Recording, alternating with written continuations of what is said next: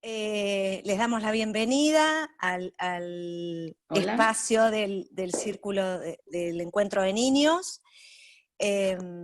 Hoy Mariela va a hablar sobre la sexualidad infantil. Yo no sé, los voy silenciando, los silencio a todos y Mariela, ¿te desilenciás vos? Sí, ya estoy desilenciada.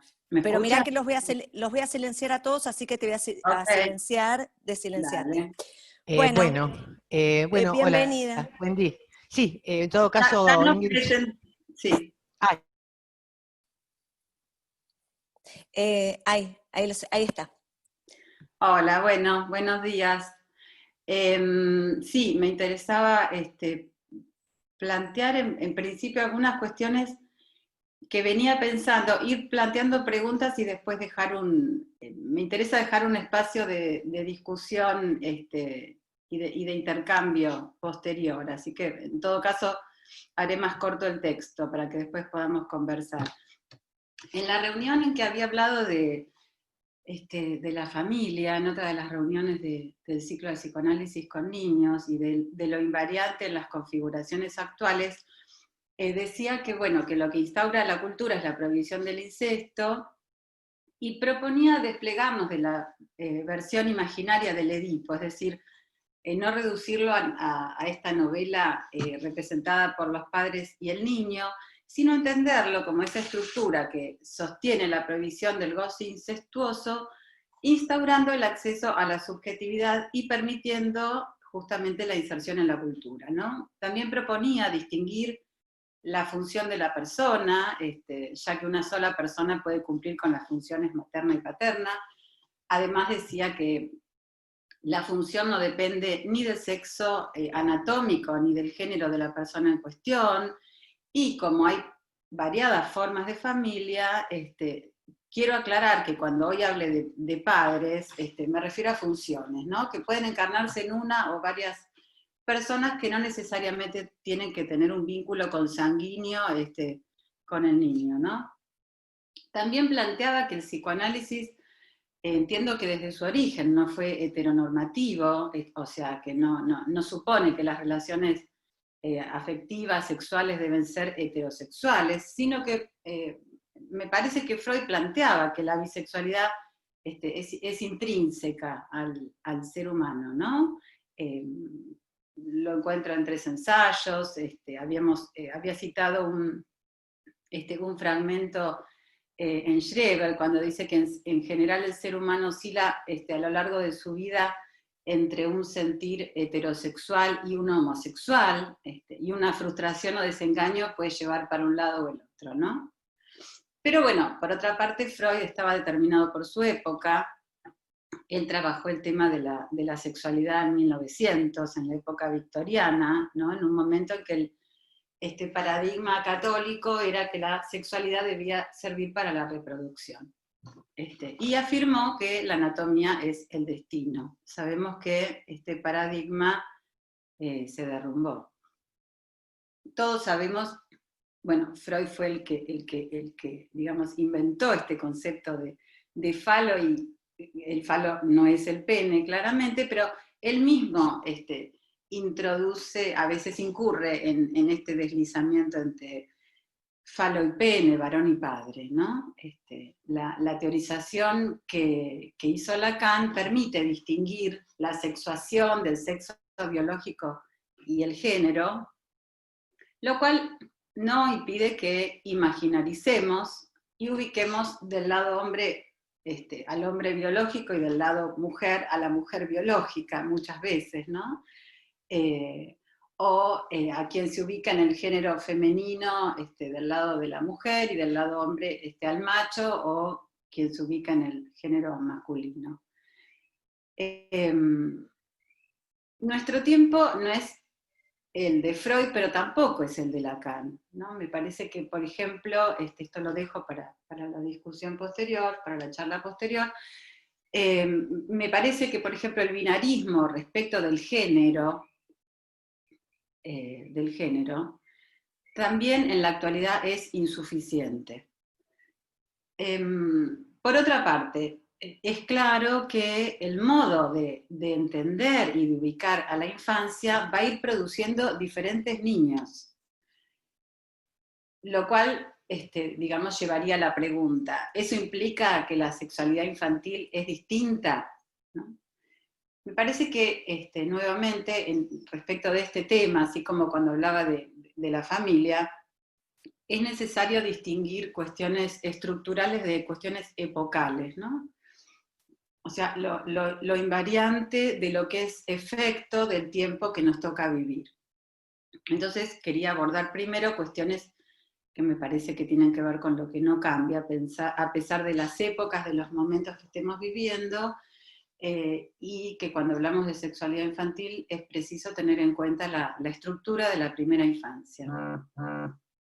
En principio, cuando hablamos de cuerpo en psicoanálisis, sabemos que no nos referimos al soma, al organismo biológico, sino a ese cuerpo que fue mirado, tocado, nombrado, libidinizado, erogenizado por quienes reciben a un bebé cuando viene al mundo, ¿no? O sea, las pulsiones, las zonas erógenas surgen a partir de la relación al otro.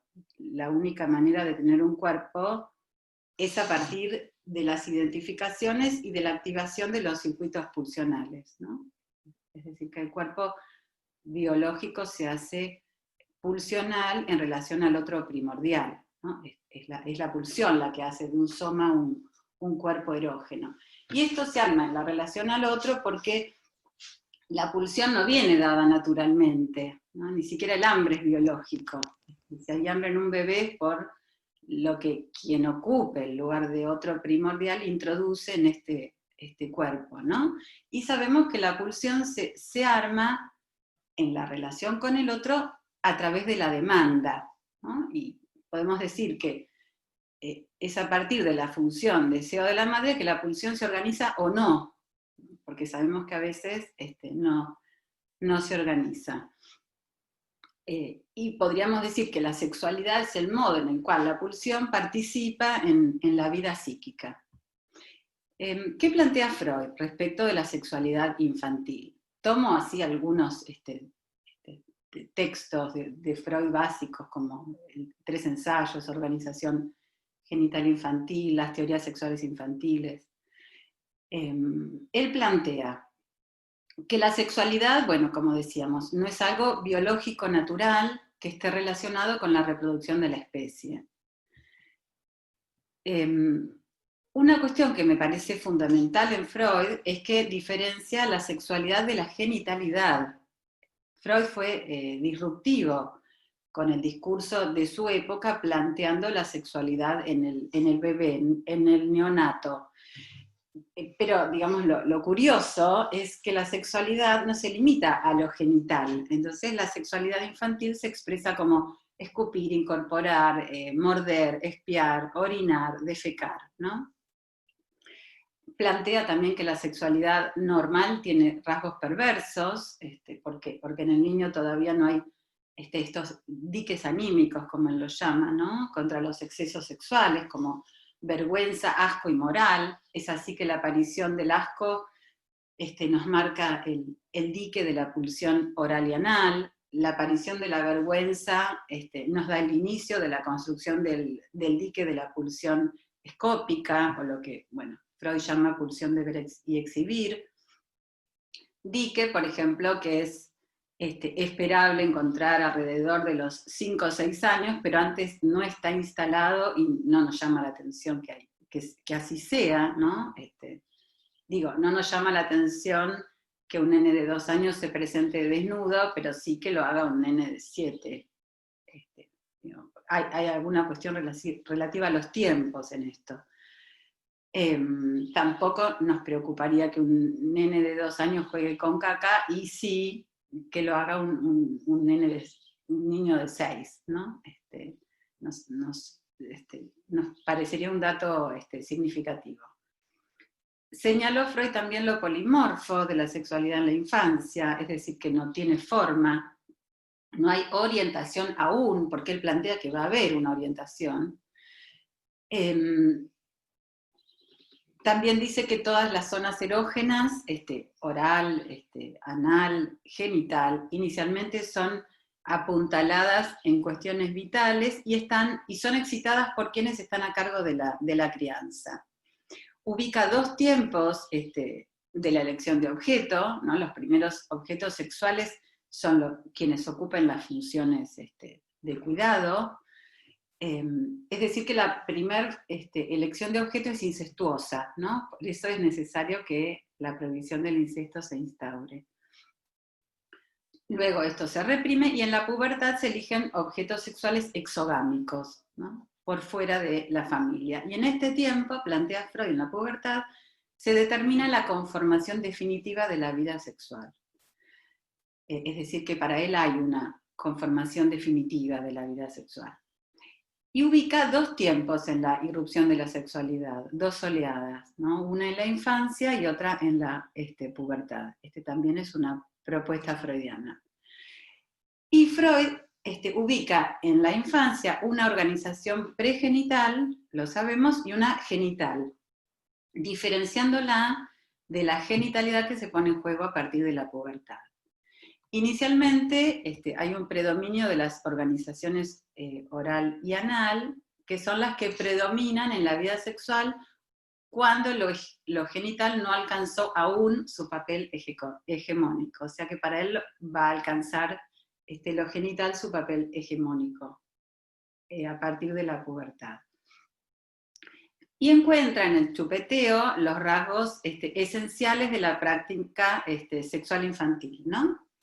Luego, en la organización anal, va a plantear que las heces son primero parte del propio cuerpo, representan el primer regalo con el que se expresa la obediencia cuando se entrega o el desafío cuando retiene, y más tarde va a tener el valor de hijo en las teorías sexuales infantiles, ¿no? Todas estas ecuaciones simbólicas que se arman en torno a lo anal son posibles solamente cuando lo anal se articula con la falta, ¿no? Digamos, cuando el erotismo anal se vincula al falo según las leyes del complejo de castración, son posibles las ecuaciones simbólicas, ¿no? Y ahí el nivel anal va a ser el lugar de la metáfora, de dar un objeto por otro, dar las heces en lugar del falo. Es decir, que la pulsión anal se entiende como el dominio de la ofrenda, del don y del regalo. Lacan plantea que la pulsión es el montaje, como decía antes, a través del cual la sexualidad participa en la vida psíquica. Y va a plantear que la pulsión oral se organiza a partir de la demanda al otro, así como la anal se organiza a partir de la demanda del otro, es una respuesta a la demanda del otro. Y acá para matizar un poco con algo clínico, ubico una sintomatología o fenómenos, ¿no? Que son efectos de la época o de momentos que nos toca vivir. En los últimos años tuve bastantes consultas por encopresis que no eran frecuentes en otra época, no sé si a ustedes les ha sucedido. Y ahora, durante el tiempo de la pandemia y del encierro de los chicos con los padres en la casa, también empecé a escuchar consultas por enuresis, encopresis, control de esfínteres en chicos que ya lo habían logrado y que lo han perdido. Y charlando con una colega de este tema, me contaba recientemente un material, un breve recorte clínico que se los comparto, ¿no? La consultaron los papás de la pareja de padres de un nenito de 3 años, porque bueno, a partir del confinamiento empezó a tener alteraciones en hábitos que ya había logrado. Desde que empezó la cuarentena no quiso volver a dormir solo, y más adelante empezó el temor por no querer ir al baño, y se escondía abajo de la mesa para hacer caca. Entonces, bueno, tenía un inodoro infantil con forma de un animal, pero con solo verlo le daba angustia, miedo, lloraba. Entonces pasaba muchos días sin mover el intestino, situación que empezó a generar consultas con el pediatra, y alternativas como dietas, laxantes, enemas, ¿no? Del lado de los padres, esperaban que naturalmente el nene pidiera ir al baño, ¿no? El nene registraba claramente la necesidad, y en esos momentos se escondía debajo de la mesa. La cuestión era que los padres no se les había ocurrido que ellos eran quienes tenían que empezar con el circuito de la demanda para que después el nene pudiera demandar por él, ¿no? Sino que ellos esperaban que él pidiera solito, ¿no? Que en algún momento. Y vacilaban en si decirle, no decirle, y si retarlo o no retarlo. Entonces, en las entrevistas que se fueron dando así, de modo virtual, con la analista, ellos empezaron a demandarla respecto de qué hacer o qué decir. Y entonces se fue armando ahí la estructuración de la demanda a partir de preguntas al hijo, de si quería ir al baño, si quería hacer caca, y de la importancia de repetir la pregunta, porque ellos suponían que si ya lo habían dicho una vez, ya estaba, que no era preciso volver a decirlo, ¿no? Y bueno, y se fue armando con los padres lo necesario de ir haciendo un juego respecto del dar y del recibir a cambio, ¿no? Para que el niño pueda empezar a perder.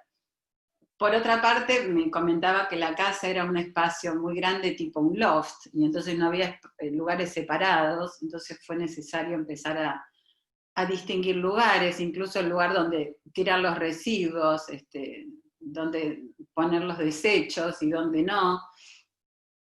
Como tenían una mascota en la casa, sirvió para que salgan además, que le vino muy bien a este nene salir un poco, salir con el perro y ver dónde el perro hacía caca. Y después se pudo armar un juego con el nene, con un muñeco, que el analista tenía un muñeco que le dolía la panza y jugaba que el muñeco quería ir al baño. Entonces, bueno, se pudo armar todo este juego de modo virtual con este nene, digamos, del modo de ir armando un texto, ¿no? Porque lo que no había era ninguna historia, ningún texto respecto del control, ¿no? O sea, fue primero necesario que los padres armen la demanda, puedan jugar el tema de la pérdida, para que esto después se arme con el niño, y cuando hubo demanda él pudo registrarla, ¿no? Inicialmente decía no había ningún texto del lado del adulto. Es decir, que los padres suponían un saber del lado del niño, pensaban que él solo podía aprender, ¿no? Y esto es algo que yo estuve escuchando en estos últimos años, por eso les decía que tuve más consultas de lo habitual por Encopresis, que se emparenta con la educación respetuosa, ¿no? Que, digamos, el suponer, no digo que siempre sea así, ¿no? Pero como la radicalización de esto de suponer que los chicos saben y que solos a su tiempo van a decidir y a pedir, ¿no? Como que tienen un saber, y no suponer que el saber es una construcción que se va armando a partir de las marcas de los padres, ¿no? Me parece que hay todo un tema en este tiempo en donde lo que tiene que ver con la orientación está mal visto, ¿no? Lo que tiene que ver con poner marcas en los hijos. Inclusive hay planteos respecto a que los nombres deberían ser impersonales para que los chicos después puedan elegir libremente su género, ¿no? Entiendo que es necesario que el otro tenga un deseo respecto al hijo, tenga digamos, ponga marcas para, bueno, después que los hijos puedan pelear con esto, ¿no? Para que puedan desprenderse de esto. Es preciso que el otro demande para que se pueda decir que no, para que después se puedan desprender de estas marcas. Pero cuando estos lugares están vacantes, ¿no? Entiendo que muchas veces se deja al niño en una situación de desvalimiento y soledad que deja efectos, que produce efectos sintomáticos, ¿no? Bueno, acá cierro el paréntesis del comentario actual para que después lo charlemos. Decía entonces que Freud plantea la organización pregenital y plantea respecto de la organización genital infantil que en el niño se relaciona con la micción, porque en el tiempo de la infancia, ¿no?, los órganos genitales podríamos decir que sirven, entre comillas, para hacer pis, ¿no? Freud dice en 3 ensayos hace 120 años que la enuresis nocturna corresponde a la polución, ¿no? Bueno, este es también un motivo de consulta muy frecuente. Ahora, bueno, decía en tiempos de encierro bastante frecuente. Nosotros podemos pensar que la calentura de los chicos se puede expresar orinándose, ¿no?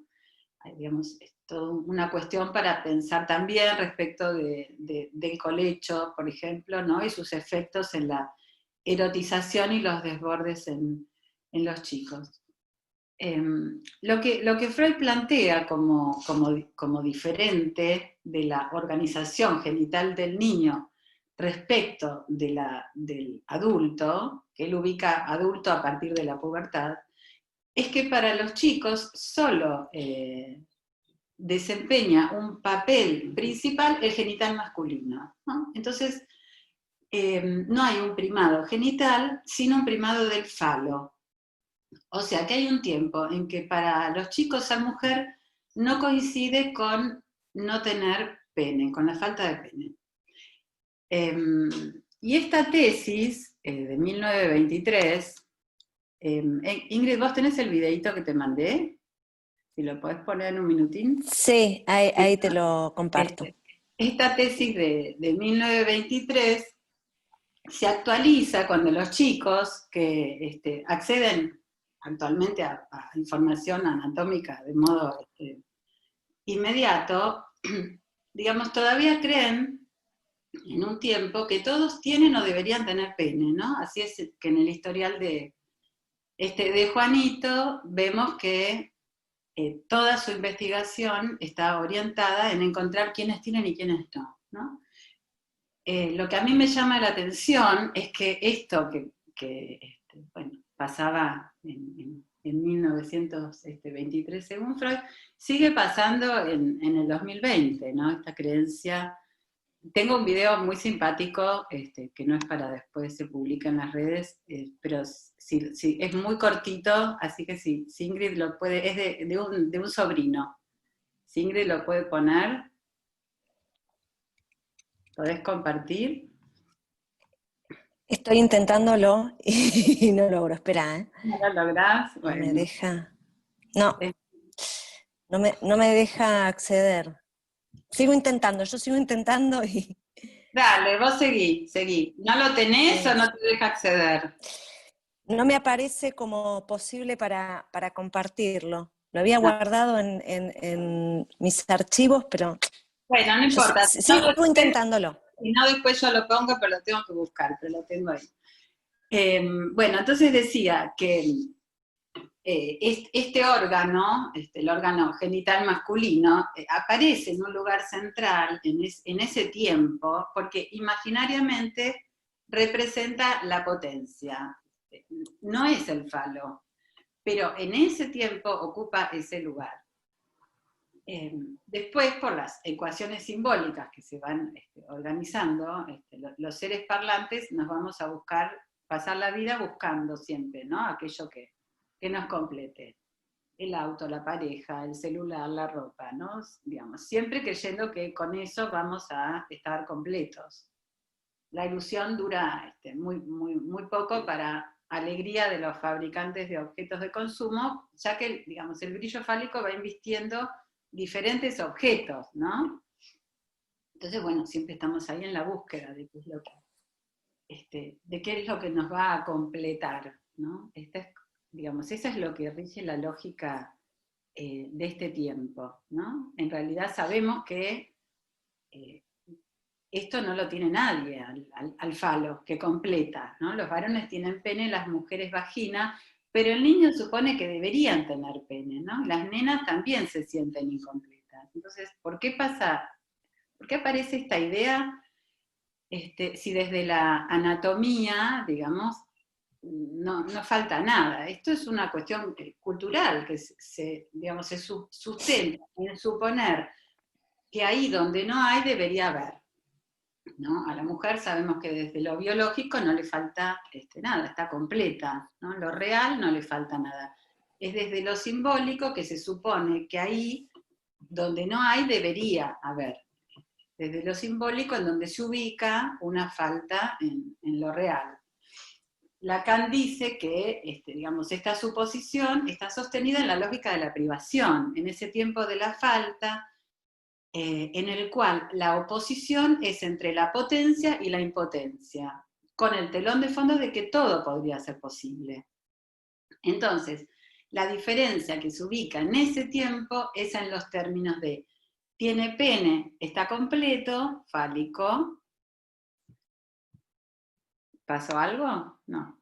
Logré compartir el video. Espera, a ver si se escucha y si se ve. Espera, Espera que ya arrancó, lo quiero volver a cero.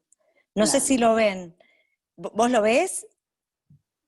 A ver, ¿alguno No puede se decirme ve. si lo ve? Se ve, pero No se no ve la tiene imagen. pero no se escucha. Se ve, pero no se escucha. No, yo no veo ni imagen ni audio.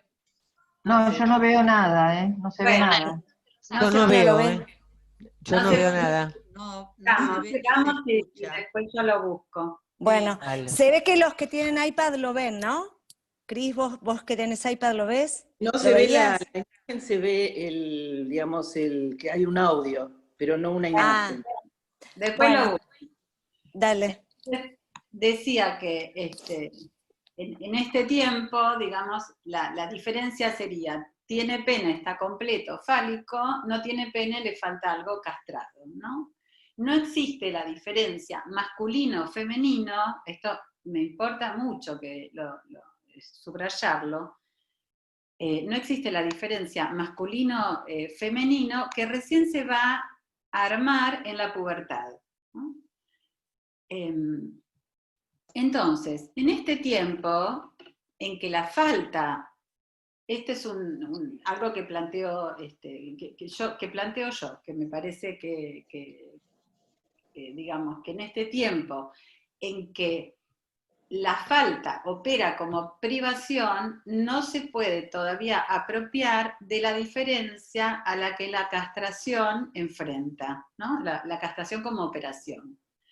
Me refiero a transitar la experiencia de la inexistencia del otro con mayúsculas, ¿no? A la experiencia de que lo simbólico no puede cubrir lo real, digo, a confrontar con lo imposible. Entiendo que en la infancia, en el tiempo de la infancia, estoy hablando de antes de la latencia, porque también entiendo que hay tiempos en la infancia, no me refiero a este tiempo previo a la latencia. Me parece que en este tiempo el niño no puede acceder a lo imposible, al no todo, digamos, no puede ir más allá de la lógica fálica. La castración está operando en el discurso, porque si no, no se arma la privación, sabemos que no son pasos evolutivos, ¿no? Sino que son operaciones lógicas y que es a partir de la castración que las otras operaciones se significan. Pero una cosa es que la castración esté operando en el discurso y otra cosa es que el sujeto en ese tiempo se pueda apropiar de sus efectos, ¿no? Me parece que la lógica que rige la infancia es la de la privación. Recuerdo un ejemplo de un analizante de 6 años que pregunta una vez, ¿los chicos pueden tener hijos? Entonces, yo estaba sentada en el mismo lugar que acá, porque estoy en mi consultorio, que hay un árbol ahí afuera, y le digo, no, ahora voy a decir por qué digo lo del árbol. No, le contesto. Y él me dice, escuchen la lógica, ¿porque está prohibido o porque es muy difícil? ¿No? Yo le digo, porque es imposible. Entonces me dice, no entiendo. Y yo le digo, de ese árbol que hay ahí, ¿pueden nacer conejos? Fue lo primero que se me ocurrió, no es que lo planeé. Y me dice, obvio que no. Le digo, a veces es imposible. No es ni prohibido, no está prohibido, ni es difícil, ¿no? Es imposible. Entonces, me parece que el tiempo de la infancia es un tiempo de pregunta, y las respuestas que los chicos van formulando hay que escucharlas en función del tiempo lógico del niño y de su ubicación en relación al goce, ¿no? Fundamentalmente. Por eso Freud hablaba de los títulos provisorios, ¿no? Porque hay un tiempo de metamorfosis libidinal del cuerpo, podríamos decirlo en otros términos, pero no me gusta, maduración, que lo volverá a interpelar en la pubertad, ¿no? Y le hará preguntas que va a responder con la lógica de otro tiempo, que ya no será el de la infancia. Por eso es que, recorridos los tiempos lógicos de la falta en Lacan o del Edipo en Freud, se cuenta en la latencia con estos títulos provisorios, ¿no? A la espera de otras operaciones para que se puedan poner a prueba luego de la pubertad en la escena sexual. Una cuestión que me parece importante ubicar en una diferencia que encuentro entre Freud y Lacan, estoy ahora en la conferencia en Ginebra sobre el síntoma, que es de 1974. Freud decía que la realidad sexual, el niño la descubre inicialmente en su propio cuerpo. Y Freud llamaba esto autoerotismo, ¿no? Es un término que él toma de Havelock Ellis, el término de autoerotismo. Lacan plantea que la realidad sexual ingresa con el lenguaje, se construye, es decir, que lo sexual irrumpe con el lenguaje. Y en este texto que les decía en la conferencia en Ginebra, dice que pocas veces está en desacuerdo con Freud, y que en este punto difiere, porque la realidad sexual no es autoerótica en absoluto, sino que es lo más hetero, lo más ajeno, lo más diferente. Habla de Juanito, cuando con su hace pipí, su Bibimacher, manifiesta, digamos, se le manifiestan ahí sus primeras erecciones, y dice que su pito, que hasta el momento servía para hacer pis, se le transforma, ¿no? Entonces cuando comienza a tener estas sensaciones, no entiende nada, este goce le es extraño, no le pertenece, no hay modo de situarlo. ¿Cómo se llama eso que pasa, ¿no? Por otra parte, es enorme la sensación comparada con lo que en ese momento puede hacer con eso, ¿no? Su órgano originariamente nos enlaza con un encuentro con una mujer, ¿no? Y dice que justamente el síntoma de la fobia es expresión del susto que produce el encuentro con el goce. Es la respuesta, en la traducción al castellano dice, al cagazo que ese goce le produce, ¿no?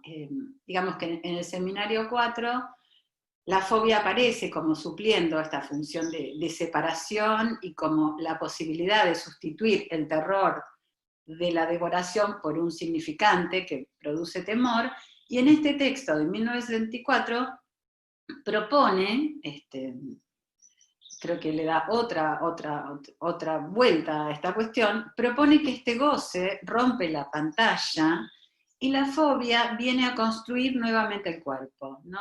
Rearmando esta imagen especular que el goce conmueve, ¿no? Este nuevo goce que irrumpe.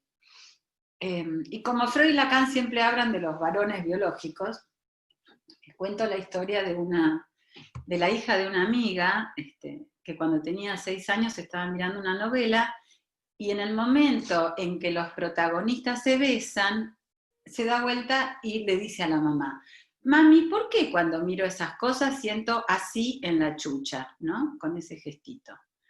Me parece que se trata de un momento crucial que muestra lo que no hay de natural en el hablante, ¿no? Aparece una sensación que viene a romper la forma del cuerpo. Y es así que la nena le pide a su mami que le dé sentido a esto, ¿no? La nena nos cuenta a nosotros que la sexualidad de natural no tiene nada, ¿no? Inicialmente, cuando el goce irrumpe, no se entiende nada de eso que pasa. Eso no tiene cabida en lo imaginario y necesita enlazarse para que pueda ser parte del pensamiento. Digamos, esa sensación inédita que aún no enlaza al cuerpo de lo simbólico, indica una falla fundamental. Y es ahí donde el goce fálico enlaza el goce al cuerpo de lo simbólico, ubicando un goce posible a través de la palabra, ¿no? Es decir, que la realidad sexual no viene dada, esto es lo que plantea Lacan, sino que se va creando en la medida en que lo real se hace sexual en el encuentro con lo simbólico, ¿no? Y el goce fálico enlaza lo simbólico a lo real, permitiendo la construcción del síntoma, ¿no? Modalidad en que se avanza sobre el campo de lo real, pudiendo dar cuenta de eso de algún modo, ¿no? Por eso creo que la fobia es un tiempo estructurante en la infancia. Por eso Lacan sostiene que los síntomas tienen un sentido que solo puede interpretarse correctamente en función de las primeras experiencias ligadas a la realidad sexual.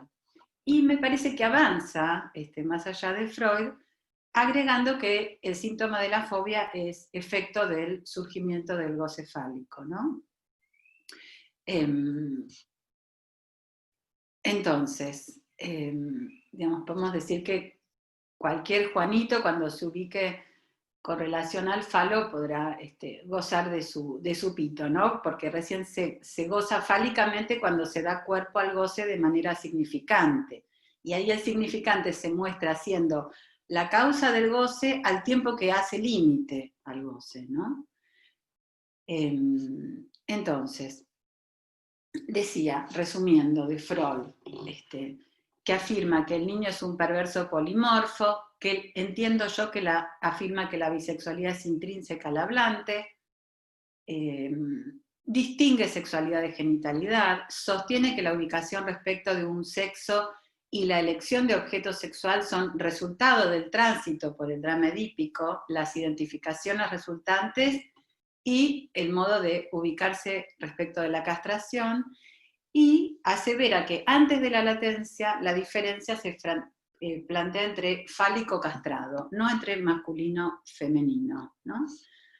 Y agrego que es preciso subrayar que en este tiempo no se pone en juego la genitalidad como ocurre a partir de la pubertad, cuando el acto sexual es posible, ¿no? No se trata del goce de la sexualidad como los adultos, entre comillas, neuróticos si quieren, lo entienden, ¿no? Porque aún no es posible el encuentro con el otro sexo. La relación al otro sexo es, digamos, supone confrontar la diferencia y no se refiere al encuentro con un cuerpo biológico distinto. Por esto me parece que esto es posible en otro tiempo, que no es el de la infancia, ¿no?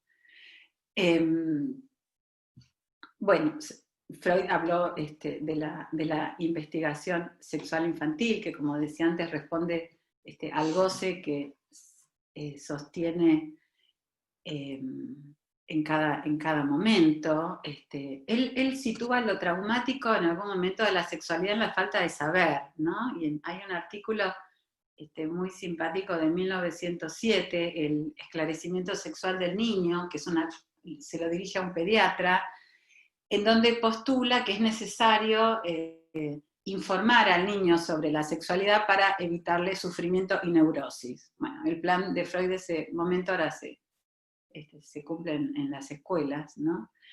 Freud inclusive plantea que,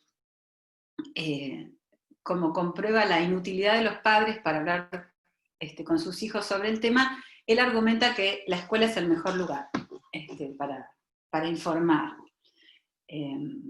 Podríamos leer en el historial de Juanito lo simpático que es esto de que Freud insiste a los padres de que le transmitan la diferencia sexual y el papá de Juanito no lo hace, ¿no? Bueno, Freud nos va a hablar de la pulsión de saber, que es esta pulsión que trabaja con la energía de la pulsión de ver, y es una manera también sublimada del apoderamiento, y cómo la pulsión de saber recae en temas sexuales, dando lugar a la investigación sexual infantil, ¿no? Y lo que la impulsa en general es esta pregunta respecto de dónde vienen los niños. Y todas estas teorías sexuales infantiles son consecuencia, como decía recién, del goce que domina al niño cuando las produce. Por lo tanto, son falsas, generalmente en cuanto a la realidad, pero son verdaderas respecto del goce del niño y causa de satisfacción sexual, ¿no? Entonces, será en la pubertad, en esta segunda oleada de la sexualidad, un momento en el cual el cuerpo se transforma, donde hay un nuevo goce que irrumpe, hay una articulación nueva respecto de lo genital, articulado al falo, y ahí sí se ubica la diferencia entre masculino y femenino, permitiendo el encuentro sexual, ¿no? En el seminario 18, Lacan dice, pocas veces habla en estos términos, dice que es en la edad adulta el destino de los hombres es repartirse entre hombre y mujer. O sea que esta diferencia aparece en este tiempo, ¿no? A ver, podemos decir que como no hay instinto, el acto sexual se sostiene en el fantasma, ¿no? Y que es esta fórmula la que establece la relación al objeto, dando orientación a la sexualidad, organizando los goces. Esto todavía no acontece en la infancia. Es por eso que los niños tienen juegos sexuales con otros, pero son pares, ¿no? Independientemente de su sexo biológico. Los juegos sexuales infantiles, que en general son con chicos del mismo sexo, pueblan la infancia, ¿no? Pero desde el psicoanálisis no podríamos nunca ubicar, lo entiendo yo así, ¿no? Nunca podríamos ubicar hetero u homosexualidad, ni determinar la ubicación sexuada como hombre ni como mujer en ese tiempo, ¿no? Entiendo que el sexo que se declara en la infancia no es aún la asunción sexual, porque durante la infancia no hay fantasma que organice la relación al objeto, por lo tanto no hay orientación sexual definida, y los tiempos de la falta de objeto, aunque estén operando en la estructura, están siendo transitados aún. Por eso digo, no hay elección de objeto homo u heterosexual, ¿no? No podríamos afirmar que un niño, a veces escucho hablar de que un niño es gay, ni determinar que se ubique como varón ni como mujer porque investigue con chicos de su mismo sexo biológico diferente, ¿no? Entiendo que es en el tiempo de la adolescencia, en donde se escribe la historia infantil, se organiza la gramática del fantasma, sosteniendo un modo singular de goce para cada quien, ¿no? Se hace lectura de lo que fue la historia infantil, se cuestiona a los padres, que dejan de ser referentes de saber, y se eligen objetos sexuales fuera de lo familiar, ¿no? Es decir, se organiza la gramática del fantasma sosteniendo un modo singular de goce, ¿no? Porque, como decía antes, como no hay nada natural ni innato en el humano que indique lo que hay que hacer como hombre ni como mujer, digamos, esto es algo que se va a sostener fantasmáticamente, ¿no? Desde el fantasma, ¿no? Y tampoco hay una orientación sexual predeterminada, y esto también permite que cambie, ¿no? Otra cuestión que me parece importante es ubicar qué es para el psicoanálisis la diferencia sexual, Y me parece que ahí es preciso distinguir sexualidad de sexo, género y sexuación, ¿no? Lo voy a dejar solamente, digamos, nombrado para que después podamos empezar a conversar. Diría que el sexo alude al primer tiempo de la diferencia biológica, ¿no? Esto también lo conversé cuando hablábamos de la familia. El sexo alude a ese primer tiempo de la diferencia biológica, que tiene que ver con el sexo biológico con el cual nacemos, ¿no? Macho-hembra, podríamos decir. El género es el discurso sexual que lee la naturaleza, generalmente a partir de la anatomía, y ubica la diferencia genérica. Es decir, que a partir del sexo biológico, la cultura en la que estamos insertos, o la sociedad, podríamos decir, en la que estamos insertos, nomina la ubicación sexual y los atributos que le corresponden a dicha ubicación. Y esto lleva a la distinción genérica, que no tiene nada de natural, ¿no? Decía al inicio que en este tiempo estamos en un tiempo de gran conmoción respecto a la diferencia genérica, ¿no? Y que creo que en estos tiempos es insuficiente el binarismo respecto al género. Me parece que el psicoanálisis tiene que digamos que pensar respecto de esta cuestión, ¿no? Pero estoy hablando respecto del género, ¿no? Y el tercer tiempo es el de la identificación sexuada, en el que el sujeto se ubica, a partir de lo que Lacan propone, del lado hombre y del lado mujer, y depende de cómo inscriba su goce respecto de la función fálica, ¿no? El lado hombre y el lado mujer no son homologables a hombre biológico, mujer biológica, y tampoco tienen que ver con el género. O sea, es una cuestión que no tiene que ver ni con la elección de objeto, ni con lo que tiene que ver con la apariencia, sino que es una posición respecto del goce, y es una posición inconsciente. O sea, es algo que se va escuchando, lo entiendo así yo, se va escuchando en la enunciación, y no tiene que ver con el enunciado, ¿no? De decir, soy hombre, soy mujer, sino que es algo que se va pescando en la enunciación.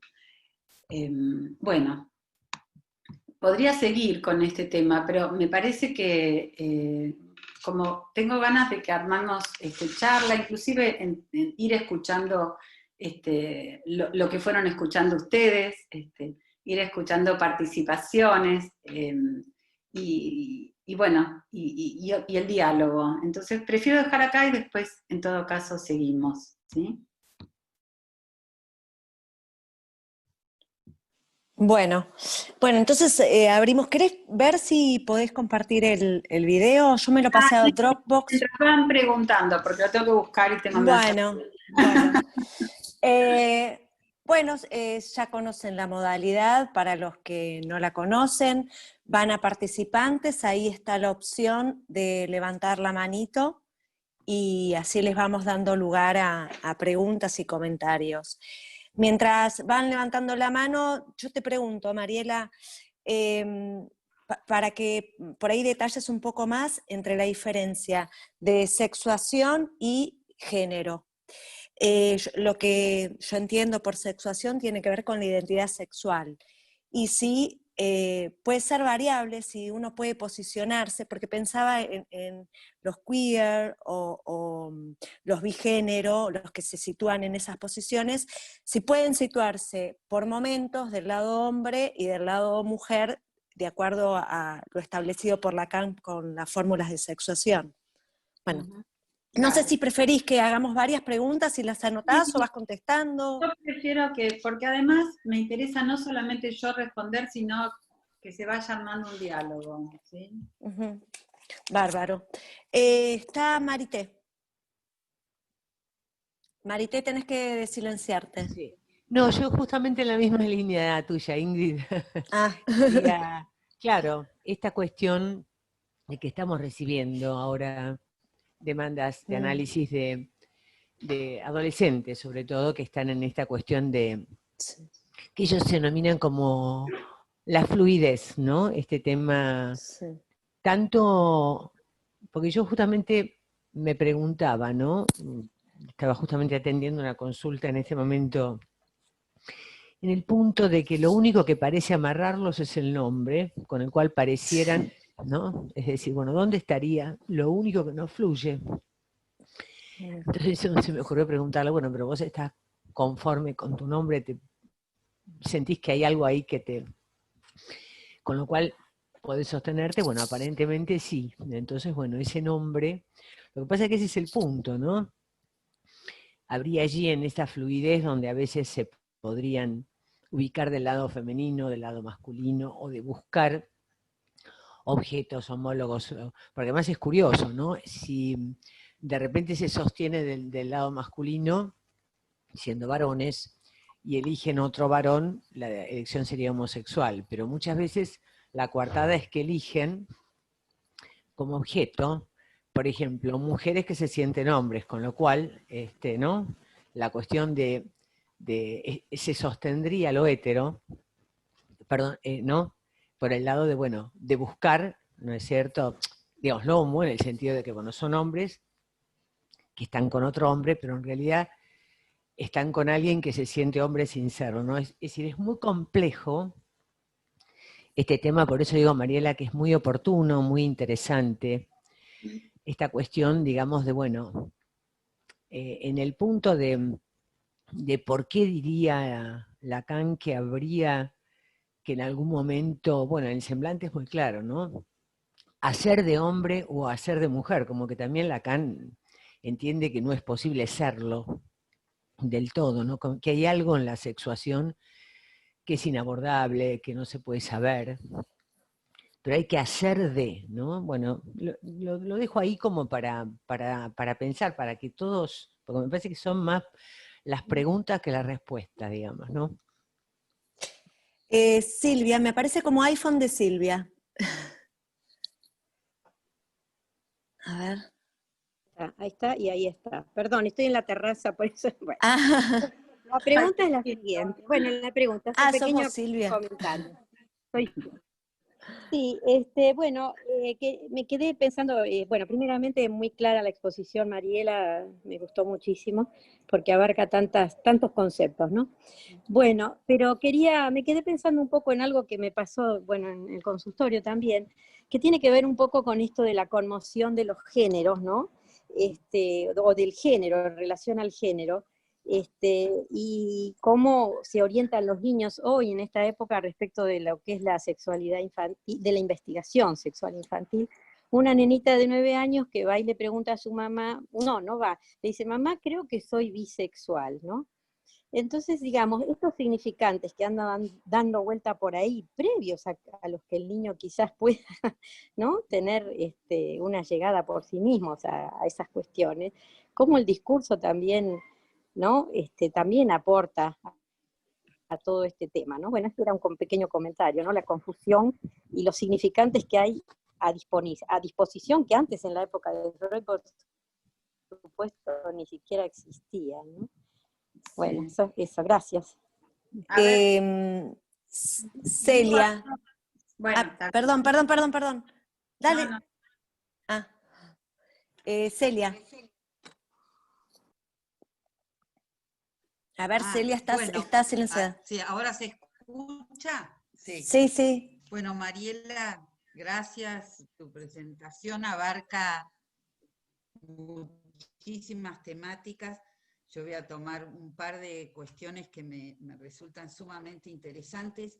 Una es esta cuestión que vos traes en relación a cierta sintomatología de los niños y que vos lees, cosa que me parece sumamente interesante, como también un efecto de esta, llamémoslo así, esta suposición de saber en los niños que que los ubica en principio haciendo que puedan elegir, entre comillas, libremente, Sí. lo que fuera, sexo, religión, género, ¿no?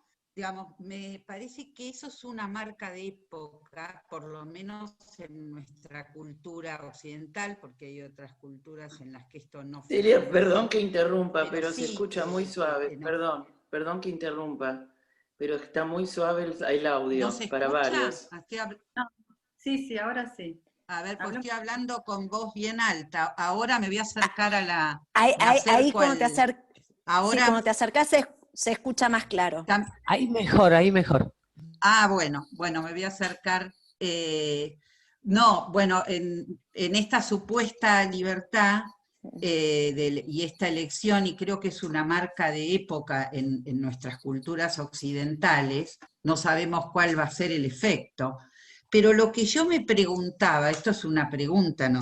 Si no hay ahí una suerte de declinación del lado de los mayores, digamos, los padres o aquellos que tienen, no solo Ay, se tilda. padres, a quienes cumplen un cierto lugar, ¿no? Como una suerte de declinación de esa función de transmisión, porque la transmisión es leída de un modo como superyoico, ¿no? Como restricción de la libertad y no como transmisión que habilita luego para, digamos, para hacer con eso alguna cuestión. Ese es un punto que me interesa muchísimo porque creo que va a marcar a una generación. Y luego,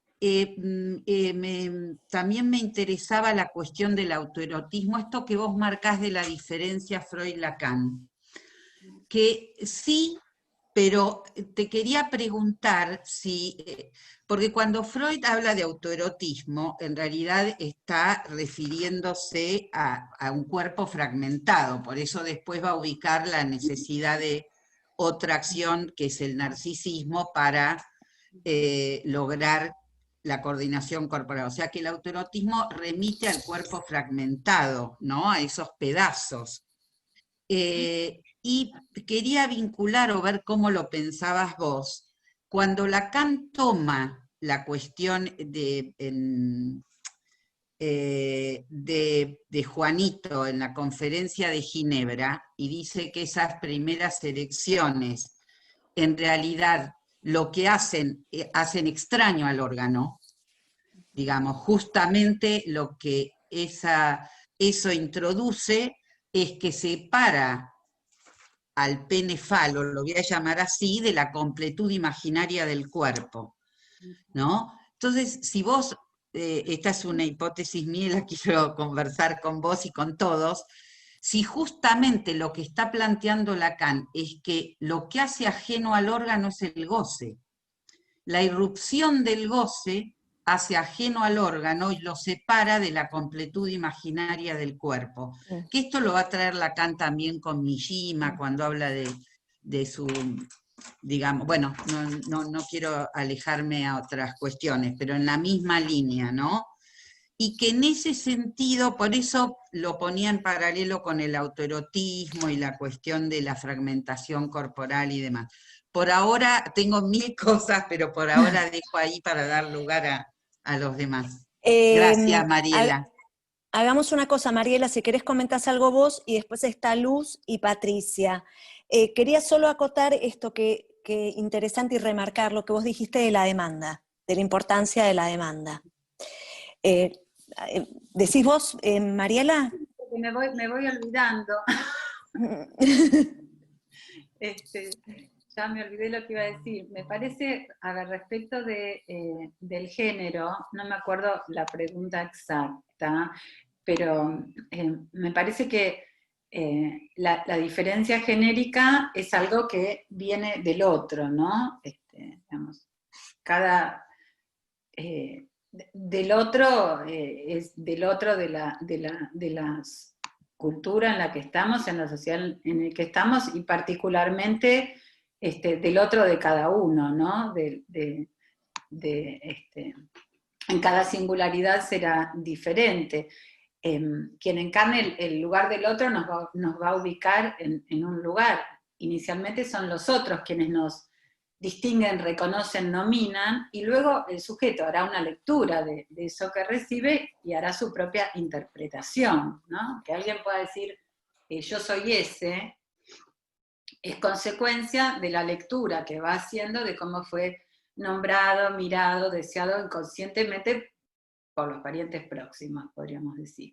Y esto no tiene que ver con algo voluntario, ¿no? Cuando hablo de deseo me refiero a algo, no a las ganas, ¿sí? Porque el deseo es inconsciente, depende de la historia de cada uno de los padres, y eso es lo que se va escuchando en la enunciación, así como decía antes, la cuestión de la sexuación también la vamos escuchando en la enunciación. No es lo que se dice, ¿no? Entonces, claro, me parece que sí, que hay cuestiones de época respecto del género. Yo siempre cuento una anécdota porque cuando estaba escribiendo un trabajo para género y sexuación, justo fui a una reunión social hace unos años y había una nena de 3 años con su mamá, una mujer muy joven, y yo le pregunto a la nenita, ¿tenés amigos en el jardín? ¿Tenés muchos amigos en el jardín? Y me dice, sí, escuchen, Male, yo y Cata. Fíjense su organización, Male, yo y Cata. Otro invitado le dice, ¿tenés novio? Y la mamá salta rápido, ¿no? Y dice, no, porque ella dice que le gustan las chicas. Mira a las chicas en la tele y dice que son sus chicas. Le dije que no hay drama, si le gustan las chicas, voy a respetar su decisión, ¿no? Entonces, nosotros ni sabemos qué quiere decir que esa nena haya dicho que le gustan las chicas, ¿no? Entonces, son los adultos que estaban ahí que suponían que podía tener novio, la mamá entiende que le gusten las chicas es que las puede elegir como objeto sexual en el futuro, ¿no? Y ya le avisa que está dispuesta, que si eso ocurre está todo bien. Y me parece que suponiendo, como hablábamos recién de la libertad, ¿no? Suponiendo que le da libertad para elegir, está anticipando, ¿no? Porque si escuchamos, por eso digo que siempre hay que escuchar al tiempo del niño, ¿no? Si escuchamos el tiempo en el que está, fíjense que dice, Male, yo y Cata, o sea, muestra que todavía no puede descontarse de la escena, no puede hablar de sí misma desde afuera, ¿no? Entonces, este es un tiempo en que todavía no se puede hacer lectura de las marcas que vienen del otro, ¿no? Entonces, bueno, esta es toda una cuestión para pensar cuando hablamos de identidad de género autopercibida, y cuando se ubica lo trans en la infancia, ¿no? Y se supone que es el niño que está decidiendo ahí sobre su identidad, que esto es un temón, ¿no? Que excede lo que quería hablar hoy, pero no puedo no ubicarlo, ¿no? Porque, por un lado, ¿cómo pensarlo autopercibido? Que de nuevo lo relaciono con lo autoerótico, como si fuera algo que viene de adentro. Ahí hago un paréntesis, me parece que lo auto, Lacan en este momento lo diferencia porque no es algo que viene del interior del cuerpo, que esto sí lo ubica Freud. Lacan ubica que el goce lo implanta la lengua. Creo que ahí hay una diferencia fuerte con Freud. Entonces, por eso él dice que este goce que irrumpe es de afuera, es algo que viene de afuera y rompe al cuerpo como como esta cuestión imaginaria, ¿no? Tan frágil que se arma en el estadio del espejo. Me parece que el cuerpo ahí, lo imaginario, se quiebra con este goce que irrumpe, con esto de lo real que irrumpe. Y es preciso que se articule para volver a armar el cuerpo, lo cual vuelve a ocurrir en la pubertad, ¿no?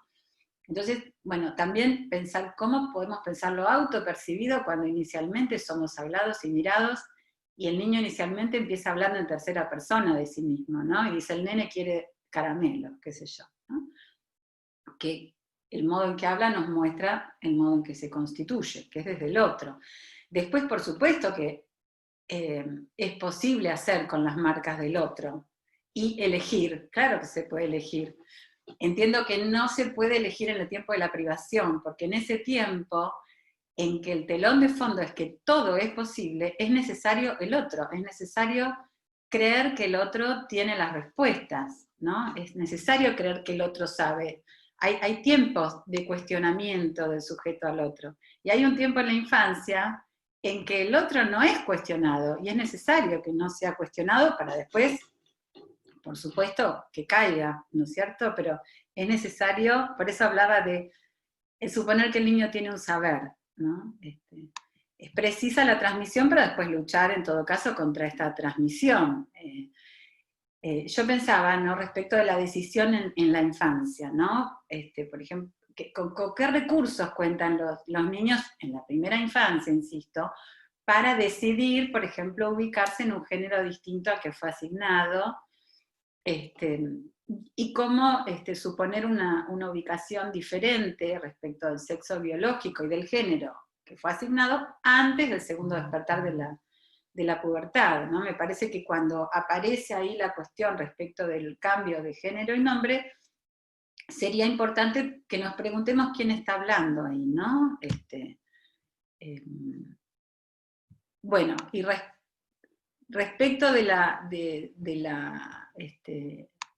diferencia sexual o la posición sexuada, Ingrid, me parece que yo lo entiendo como vos, que hay momentos en donde un sujeto se posiciona del lado hombre y momentos en que se posiciona del lado mujer, que no es de una vez y para siempre, y que no tiene que ver con que alguien diga yo soy hombre o yo soy mujer, sino que es algo que vas pescando en la enunciación y en cada momento. Sino para En relación al discurso. Exacto, si no, ¿para qué hace Lacan el lío de la fórmula si al final estamos hablando de hombres biológicos claro, y biológicos? exacto. O de género, del aspecto Exacto. físico. No se trata de eso, me parece que es el modo en que se ubica en relación al goce en distintos momentos, ¿no? A ver, en la lista tengo a Luz, a Patricia y a Laura Prieto. Bueno, ¿se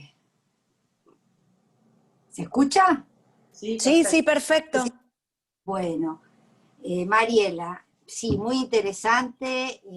La verdad que esto que fuiste recorriendo, sobre todo esta cuestión, esta posición de los padres de desentenderse, que es el niño el que ya va a saber, porque ellos no quieren saber nada, ¿no? Ya de definir y de poner una posición, ya nos habla de una cierta orientación en cuanto a algo que se me vino como que no se tomó directamente, pero que me parece que también apunta al fondo de la cuestión, que es, por un lado, la identificación que Lacan toma en el 24, la identificación dice que es lo que se cristaliza en una identidad, y ahí habla del ficierum.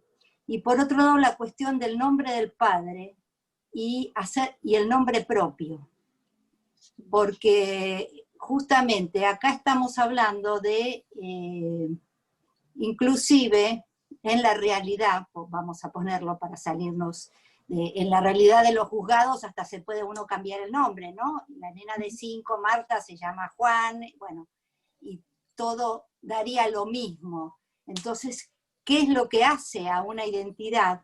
¿Qué es lo que, cómo se construye y cómo funciona el nombre del padre y cómo opera esto? Y cómo opera para futuro poder hacerse un nombre. Como que hay algo ahí que está de alguna manera trastocado, ¿no? O cómo se va armando el nudo en relación a estas posiciones de la modernidad o de la actualidad o lo que se nos presenta en la clínica, ¿no? Porque vos hablabas de invariantes en la estructura y por otro lado está lo que sucede, ¿no? Como queriendo negar los invariantes de la estructura. No sé qué pensás de eso. Te agradezco, muy, muy bueno todo.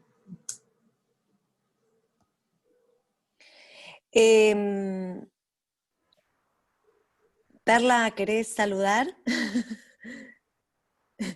Está silenciada. A ver si puedo silenciarte yo.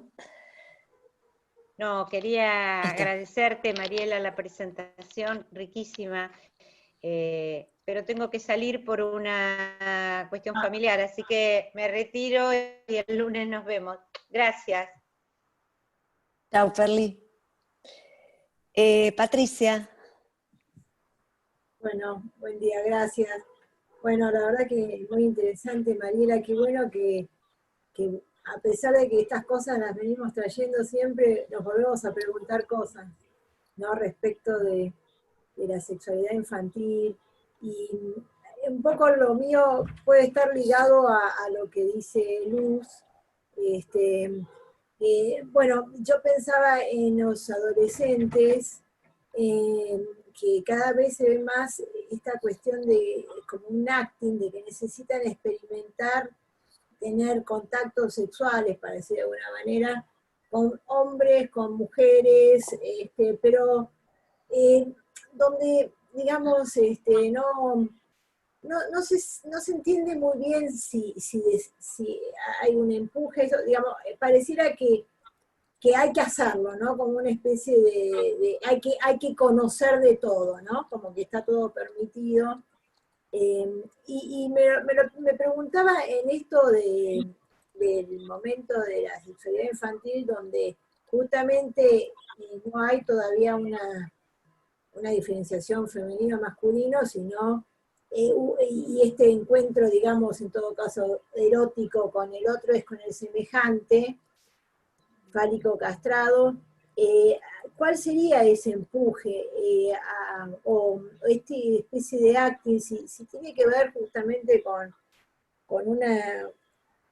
una falla en las identificaciones, o así como el sujeto tiene una indeterminación, pero ¿qué pasa a nivel del yo? ¿No? Porque, ¿qué pasó ahí? ¿Hay algo de una transmisión? ¿No? También volviendo por el lado de los padres, que los padres se debilitan en una transmisión, que mandan a los hijos a tener que investigar, a unos adolescentes, ¿no? Que se los ve tan perdidos. De hecho, hace poco una madre joven, digamos, podemos decir que joven, pero no tan joven, de 2 hijos varones, dice, mis hijes, todes, y yo decía, pero justo son 2 varones, podría decir todos, ¿no? Los chicos son chicos, ¿no? Y ya le dice hijes, y yo decía, bueno, ¿qué quedará en ese niño, ¿no? Que es un tode, o que es un hije, si eres un varoncito, ¿no? Porque, digamos, uno podríamos decir, si hubiera sido un varón y una nena que tiene, y bueno, simplifica diciendo hijes, pero son 2 varones, ¿no?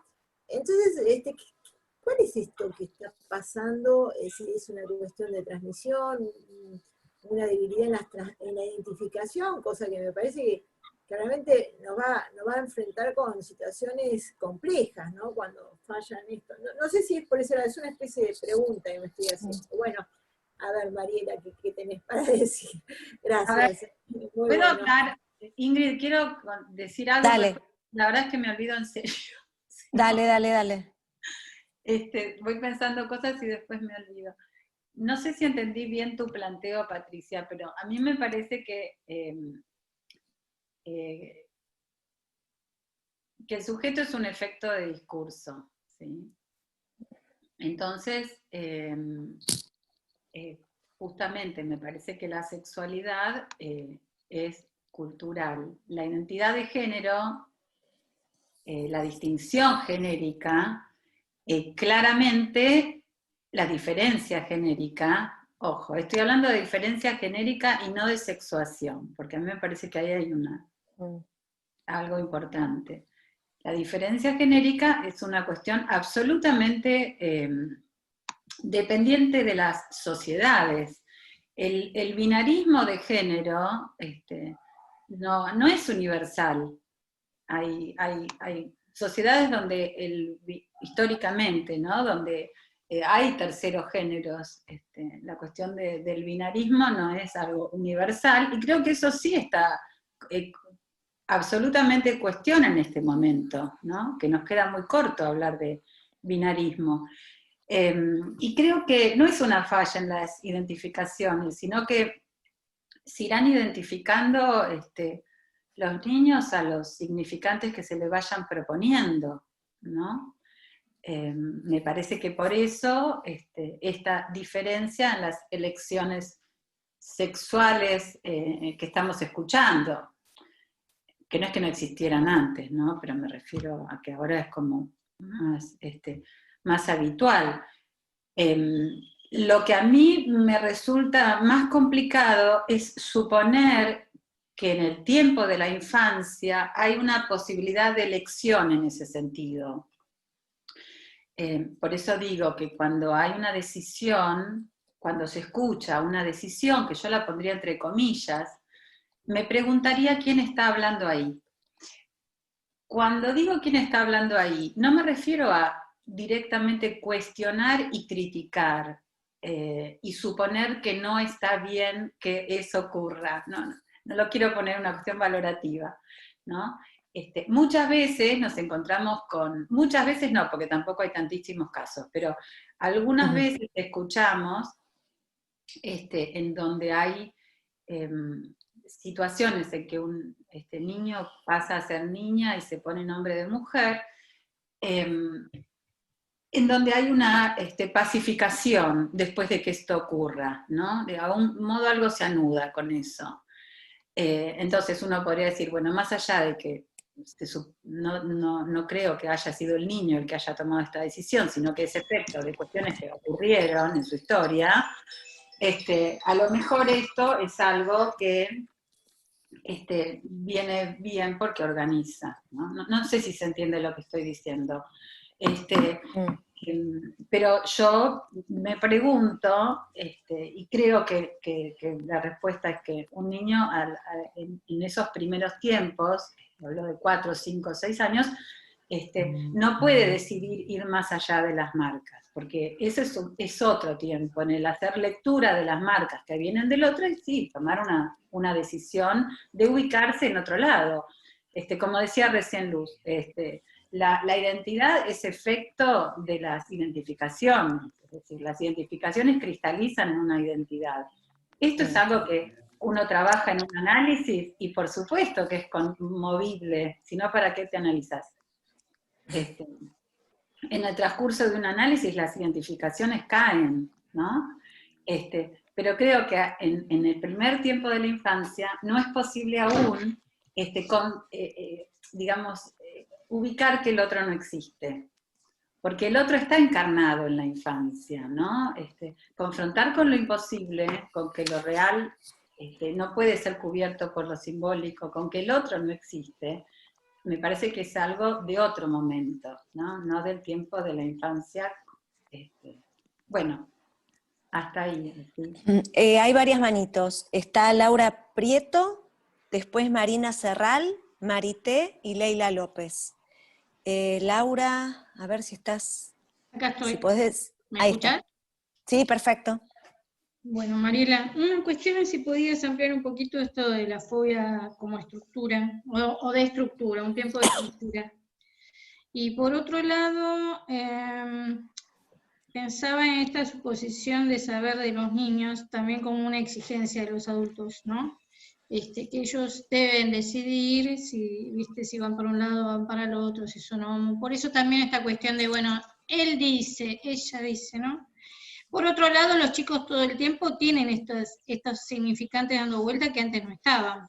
Entonces viene el niño de la escuela y te lo dice, ¿no? O sea que hay algo ahí que va circulando y que también es nuevo, ¿no? Entonces pensaba, bueno, ¿qué pasa con estas cosas y los niños, digamos?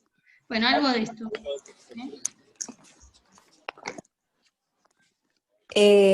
Seguimos con un par de preguntas, Mariela, ¿te parece? Tenía a Marina Serral. Hola, ¿cómo estás, Mariela? Bueno, Mariela y todos. Muchas gracias me encantó tu exposición.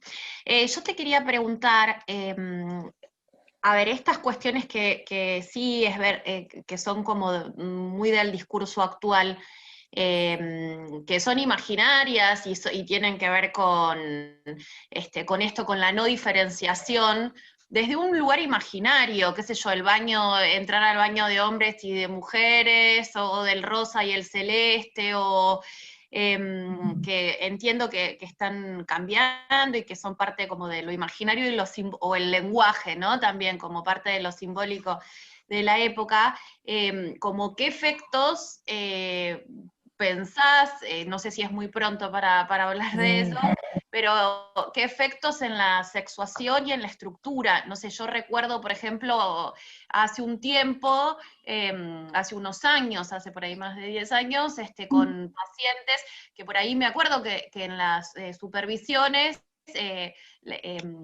tomaba, digamos, como que se tomaba estas cuestiones de, bueno, ¿no? El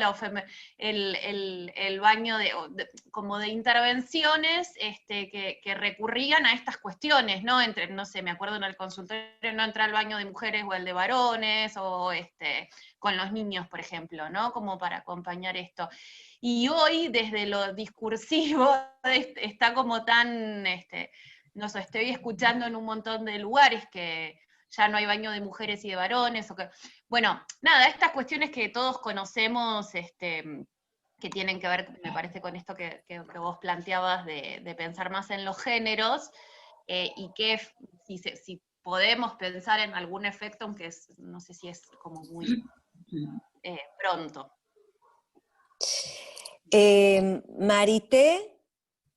Lo mío va en la interlocución que plantea Celia Roca, porque yo me preguntaba, y también en relación a lo que preguntaba Laura, del tiempo de la fobia, ¿no? Yo creo que hay una cuestión de que la afirmación fuerte de Lacan de que no hay relación sexual hace a esta cuestión de situar lo que Celia pregunta, la hipótesis de Celia, respecto de esta extimidad del goce, esto hétero, ¿no? que viene a quebrar la unidad narcisística, si de alguna manera el discurso actual respecto de la fluidez y de la no binariedad y de dejarse atravesar de alguna manera por esta cuestión tan fluida, no tendrá que ver con que finalmente es una respuesta actual de nuestro modo discursivo frente a lo insoportable de esta extimidad del goce, es decir, frente a la no relación sexual, la respuesta que hoy nos damos como sujetos tiene que ver con esta supuesta, llamémosle así, libertad, digamos, ¿no? Y yo pensaba que, bueno, esta cuestión de atribuirles respuestas sexuadas e identidades sexuales a los niños en tiempos de polimorfismo también es una manera de, bueno, de sacarse de encima, ¿no? Es decir, como que lo invariante es la estructural imposibilidad de saber sobre el sexo, ¿no? Es decir, como que ahí hay un problema en relación al goce, el goce que finalmente siempre se nos representa como sexual, en el punto de que hay algo allí que tenemos que responder. Y que bueno, y creo que este es la encrucijada, bueno, que como analistas tenemos que escuchar, ¿no? Y ver a dónde nos lleva, no sabemos. Pero muy importante, por eso digo el esfuerzo que se ha tomado Mariela en ubicar realmente una posición ética nuestra como analistas, que no es sin estar atravesados por estas cuestiones, ¿no? Leila López. Hola. Bueno, yo quizás mi pregunta se va un poco del tema de lo que están hablando, pero este último tiempo estuve mirando algunos videos y algunas charlas de pediatras y analistas que dicen que la cuestión de las etapas evolutivas infantiles, lo oral, lo anal y lo fálico, es como que se está dando en un tiempo más temprano de lo que en general venía pasando. Y mi pregunta es si esto puede generar algún tipo de consecuencia en cuestión a la estructura, Y mi otra pregunta sería si hay algo que sería, qué es lo que puede estar generando esta cosa temprana que antes quizás no pasaba tanto. Mariela, ¿querés ir respondiendo todas las cuestiones? Sí, lo que voy pudiendo. Me parece, a ver, que respecto de lo que decías, Marina, que cambien estas ubicaciones de los atributos que corresponden a los géneros, yo no la pensaría como que se borran las diferencias, sino como que cambian los atributos, ¿no?, relativos a los géneros. Yo insisto, me parece que eso es lo que está fuertemente en cuestión en estos tiempos, ¿no? Los atributos que corresponden al género masculino y femenino. Esto, en los últimos 10 años ha habido un cambio enorme respecto a esta cuestión, e insisto, y también me parece que ya el binarismo genérico no da cuenta de las presentaciones, ¿no? Lo cual no implica que no haya diferencia, sino que se ubica en otro lugar. Me parece que esto es también lo que por lo que decías recién, Leila, ¿no?, de los cambios en la actualidad. Creo que hay cuestiones, por eso me interesaba ubicar cuestiones de estructura y cuestiones que tienen que ver con significantes de la época que van produciendo distintas sintomatologías, ¿no? Por ejemplo, las histéricas en la época de Freud tendían a desmayarse, ¿no? Y siempre había un hombre atrás atajándolas, o tirando un saco en el camino para que no se llenen de barro, porque las calles no eran de asfalto. Bueno, ahora las histéricas hacen otras sintomatologías, digamos, aparecen síntomas de época. Por eso traje lo de la encopresis, ¿no? Ahora me acuerdo porque me llamó la atención que en los últimos 2 o 3 años tantos casos de encopresis que, no sé, no, yo trabajo hace 30 años, antes no escuchaba, que me parece que tienen que ver con esto de suponer que el chico ya solamente se va a ir dando cuenta y cuando tenga ganas va a pedir, ¿no? Que bueno, que se relaciona con lo que decían recién de cómo se ubica el otro. Creo que una cosa es pensar que el niño es un objeto y que el otro le decide todo, y que tiene su autoridad, a ir al otro extremo y pensar que el niño tiene un saber, que hay que esperar que florezca, y que lo único que hay que hacer es ir acompañando, como si los padres no se sintieran habilitados para desear cosas respecto de ese hijo, ¿no? Y después hacerse cargo del deseo que tienen en relación y en todo caso el reclamo que viene, pues es inevitable que los hijos reclamen, nunca vamos a hacer las cosas bien.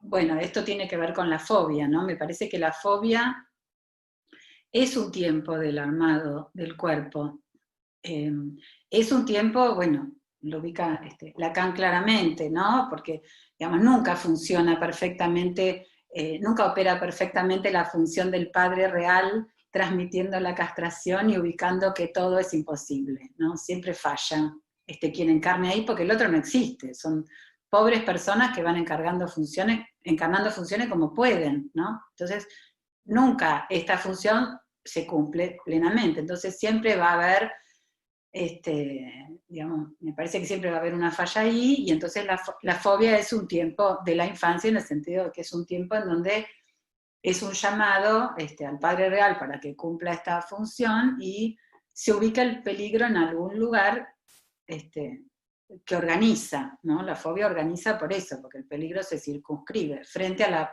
posibilidad de ser el falo del otro, ¿no? De estar devorado, perderse en complicar al otro.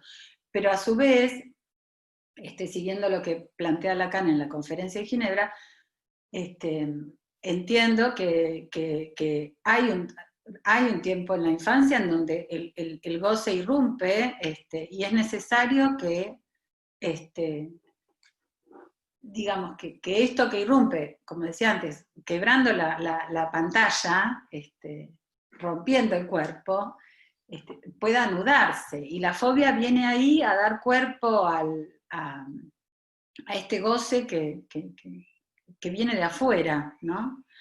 Y entiendo, en relación a lo que conversaban Celia y Marité, ¿no? Que acuerdo, y me parece que lo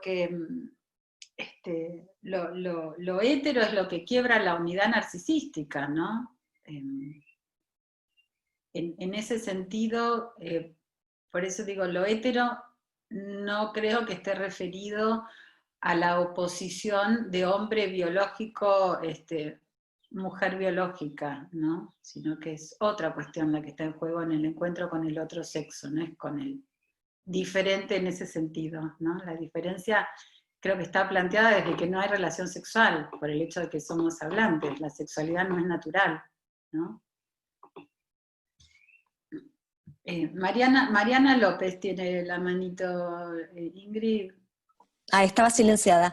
Sí, Mariana López. Quería solo decir una cosita, que hay como una fantasía que es puramente imaginaria. Creer que el niño va a poder elegir, porque apunta a lo consciente, a lo voluntario, y a que, sí, bueno, cuando uno tiene el poder de decidir todo, y que no está comandado por otros significantes, por una batería significante que viene del otro. Así, no le digamos nada al niño, le estamos transmitiendo significantes, digamos. Esta ilusión de que si yo no lo demando, no le dejo marcas, es una ilusión, nada más. Perdón. Mariana.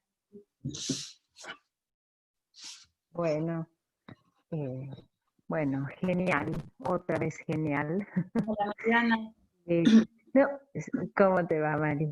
Bueno, me quedé pensando si esto de la libertad no tiene que ver con una marca de la época en donde todo lo que se pueda decir o prohibir es censurado o es de un fascista, o es de la prohibición, o es la censura, ¿no? Es como que hay un imperativo a la libertad, ¿no? Y obviamente que somos sujetos hablantes y estamos sujetados al lenguaje, y eso es imposible de cubrir, ¿no? Que ahí viene lo real. Bueno, eso, en relación a que los padres no pueden decir a los niños o demandarle a los niños, ¿no? ¿Qué tienen que hacer? Las reglas, los hábitos, bueno, es como que entra en el orden de la prohibición, de la censura y no de la libertad, no esta cosa de la libertad. Bueno, no era eso. Y muchas gracias. Mariela, ¿querés ir respondiendo?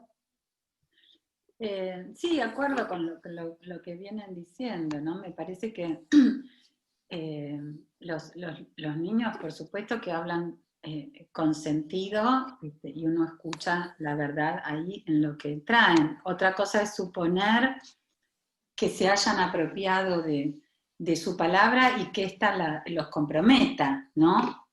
En el sentido de que me parece que hay un tiempo en que el niño aún no puede dar testimonio porque su única posibilidad es ser hablado, ¿no? Y que son necesarios tiempos de lectura y escritura de las marcas para armar una historia, ¿no? Y poder armarse una historia y hablar de eso. Por eso contaba qué simpático que es esta nena que dice Male, yo y Cata, ¿no? Cómo se ubica ahí todavía en la escena.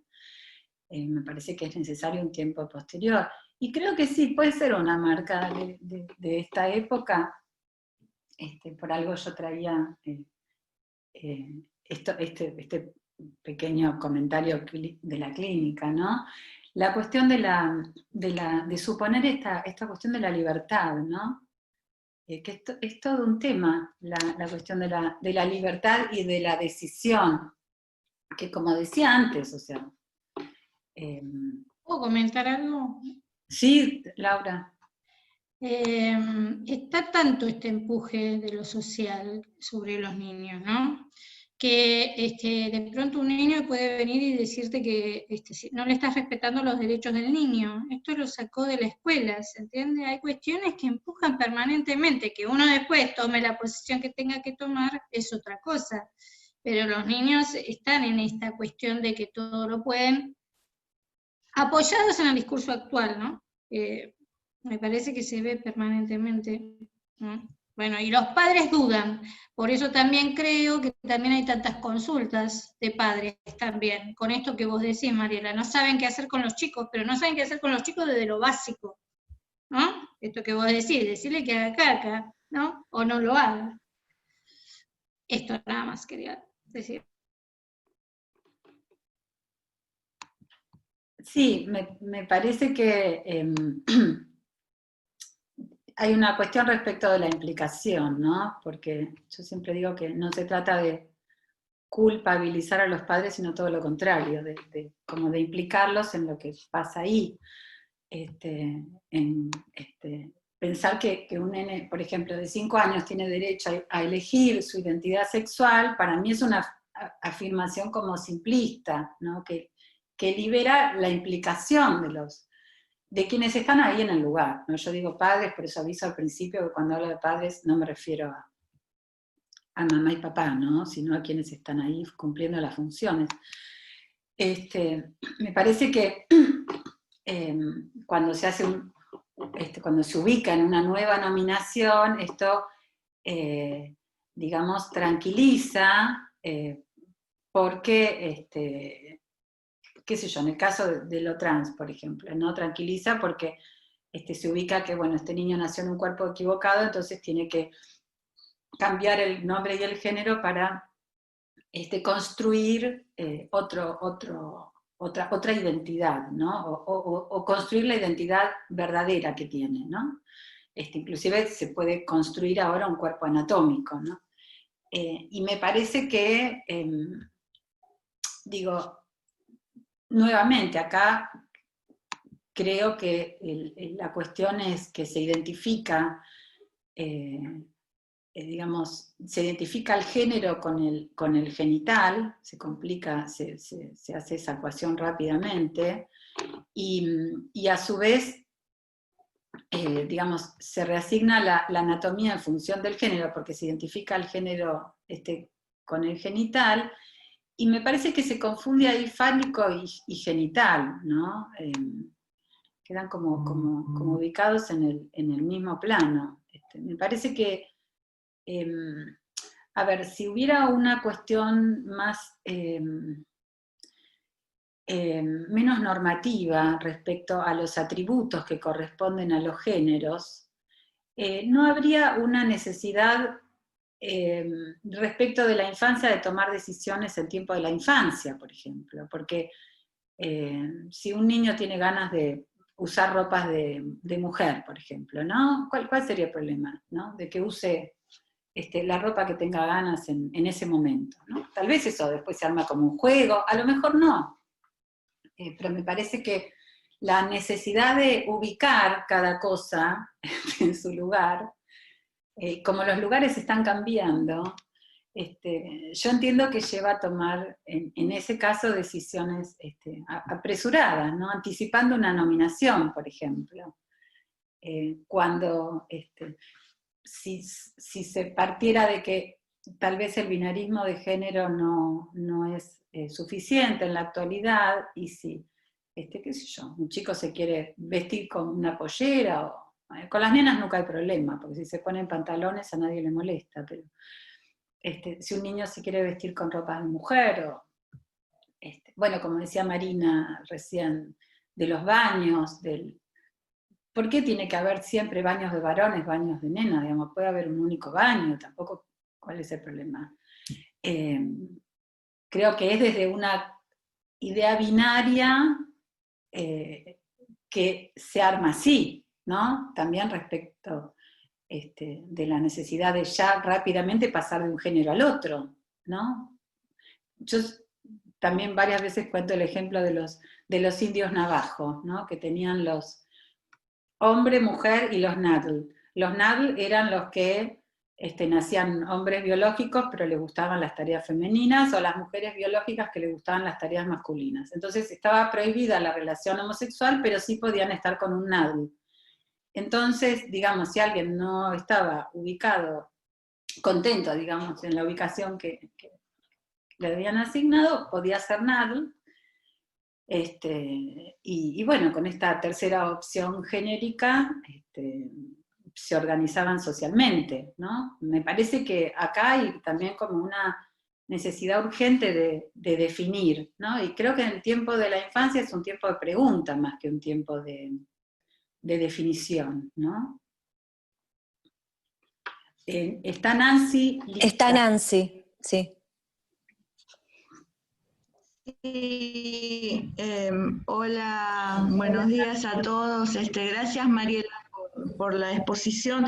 Yo quería acotar también, ¿no? ¿Qué pasa también con el exceso de información que a veces los padres suponen que el niño tiene que comprender, ¿no? Con respecto a la sexualidad.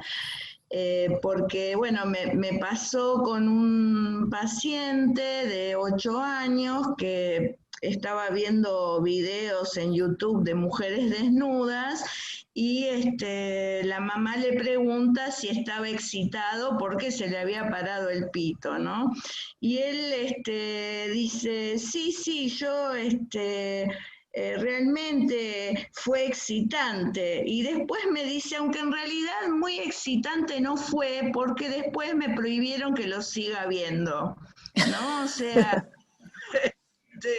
no podía, obviamente, digamos, asociar la cuestión del pito que se le paraba con la excitación sexual, ¿no? O sea, la excitación pasaba por otro lugar. Por suerte este nene, digo, tiene recursos, ¿no? Como para poder, de alguna manera, resolver esta cuestión, pero también cuántos chicos quedan llenos de palabras, ¿no? Y de las cuales no pueden encontrar un sentido también, ¿no? O una significación desde lo que el cuerpo les da, ¿no? Las sensaciones. Y ahí también me parece que tenemos como un obstáculo en el trabajo con los chicos.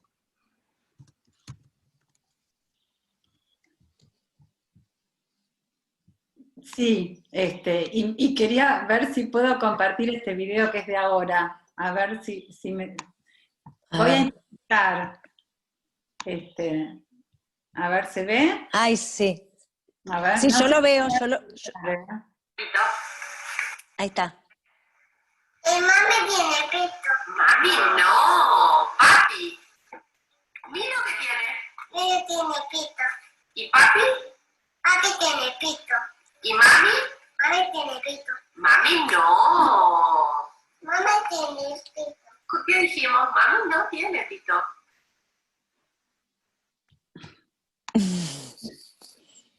Bueno, es mi sobrino de 3.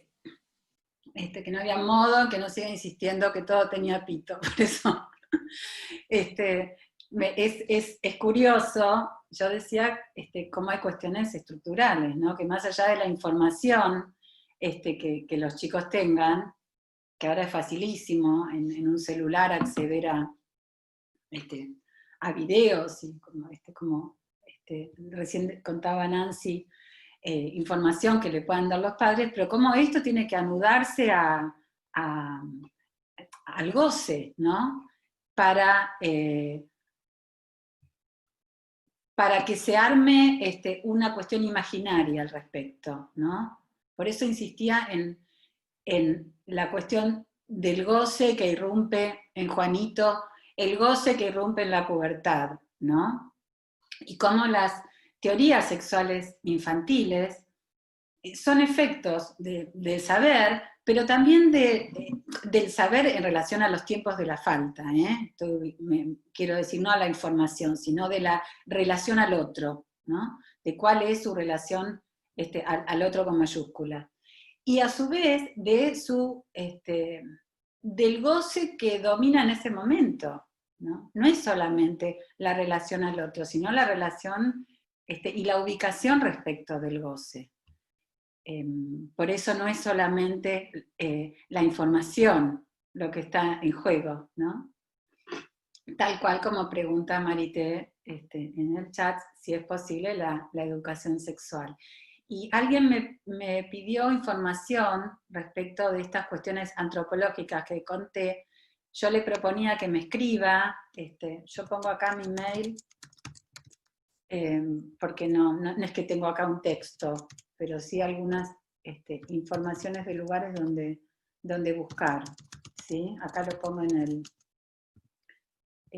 y también en mi página tengo algunos textos respecto de sexualidad y género, que ahí la puse, ¿sí? Me parece a mí un tema, a mí me interesa particularmente la cuestión del género y cómo va cambiando la perspectiva del género en distintos momentos y en distintas sociedades, ¿no? Me parece que la cuestión es no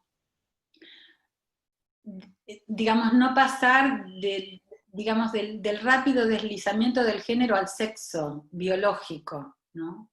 Que es lo que lleva, por ejemplo, a que algunos trans se operen y después se enloquezcan. Algunos se tranquilizan, vuelvo a decir, ¿no? Pero muchos se enloquecen, porque perfectamente podrían estar ubicados en un género que no es el que les correspondería, ¿no? Por ejemplo, un hombre quiere estar en un género femenino, no estoy hablando de ubicación sexual, estoy hablando de género. Puede vestirse como mujer, circular como mujer. Ahí voy, mami, estoy terminando. Pauli, silenciala. Silenciala, Paula, Ingrid. Y a lo mejor, si decide operarse, muchas veces se produce un desencadenamiento, porque a lo mejor no puede gozar más a partir de la operación. Es muy complejo. Sí, y además yo no puedo levantar la mano, así que por eso, además queda perdida, me parece, de vista algo que es a lo que no se puede acceder, que es a lo real. Porque por más que se operen, siguen siendo XXXY, digo, inclusive todo el tratamiento hormonal no es sin una pérdida y sin un costo. Esta ilusión de no perder nada, me refiero a eso, ¿no? Tal cual, como decía Ingrid, esto es un invariante, ¿no? El XXXY es un invariante, más allá de los cambios anatómicos, eso es, el ADN sigue siendo ese, de ahí lo triste de la poca vida que tienen, ¿no? En general los trans, porque la hormonización va en contra de su ADN, ¿no? Entonces es muy complicado. Pero bueno, me parece que hay sociedades que son mucho más amables respecto del género. Quiero decir, toleran mucho más la flexibilidad en los atributos. Si fuéramos más flexibles respecto de los atributos y no cayéramos en cuestiones tan absurdas como suponer que las nenas tienen que jugar con las Barbies y las cocinitas y los varones al fútbol, o sea, es absurdo suponer que hay juegos de varones y juegos de mujeres. Eso depende de dónde cayó ese niño. ¿Qué son los juegos de varones y los juegos de mujeres, no? Si fuéramos más abiertos respecto de esto, o respecto de la vestimenta, o sea, insisto, ¿cuál es el problema de que un varón en algún momento se ponga, bueno, ya los colores es absurdo, decir que el rosa es para la mujer, ya no, ni siquiera va, ¿no? Pero, ¿cuál sería el problema, no? Que puedan jugar con la ropa como tengan ganas, que se vistan como quieran, ¿no? Y no estar, nosotros tratando de ya encasillarlos en algún lugar, ¿no? Me parece que parte de la necesidad de ubicarlo, está en un lado o está en el otro. Insisto, estoy hablando de la cuestión del género. Celia.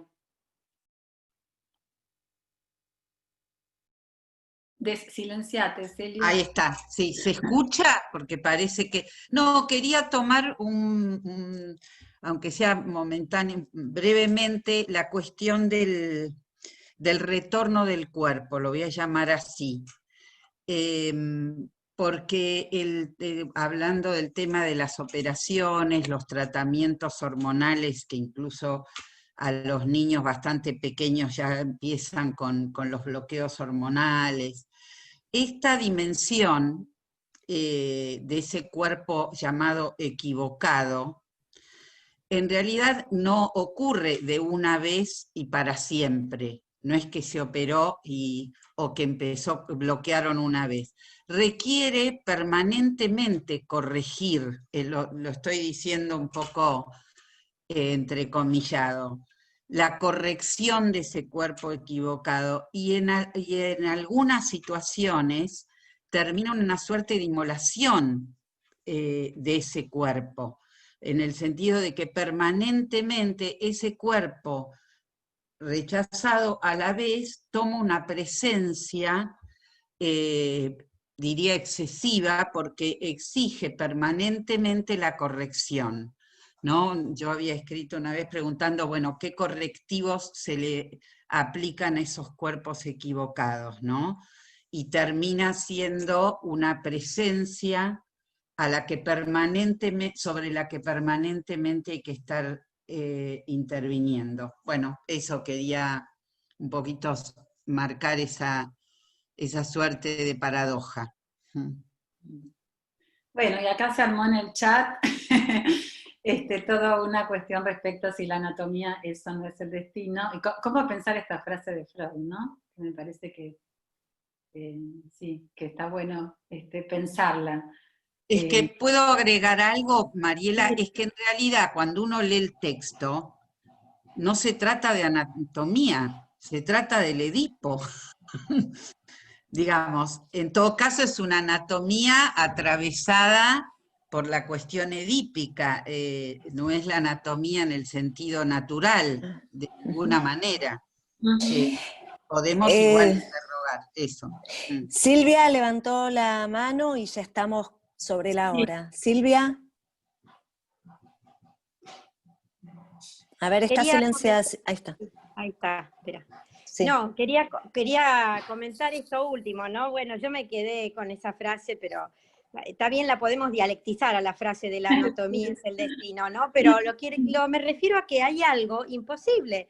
Nunca una mujer va a ser hombre, por ahora, hasta ahora, en el sentido genético cromosómico, va a ser XX o XY. Después se podrá hacer todas las cirugías que quiera, todos los géneros que quiera asumir, pero hay algo que en su cuerpo va a seguir siendo, por ahora, no sabemos qué va a pasar más adelante, ¿no? En ese sentido me decía como que hay algo imposible en esa transformación, ¿no? Me parece, bueno, es lo que leo yo.